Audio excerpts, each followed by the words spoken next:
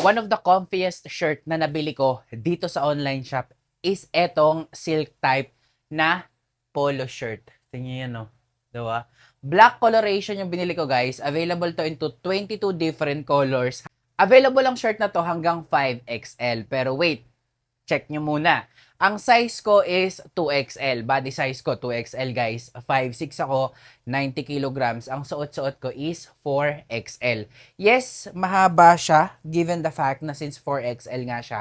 Pero hindi siya yung typical na regular sizing. Maliit yung sizing niya actually.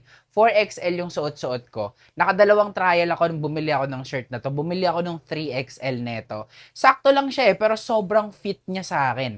Tapos, eto yung 4XL. Yung 4XL, loose type na siya and sakto rin naman yung fit niya sa akin.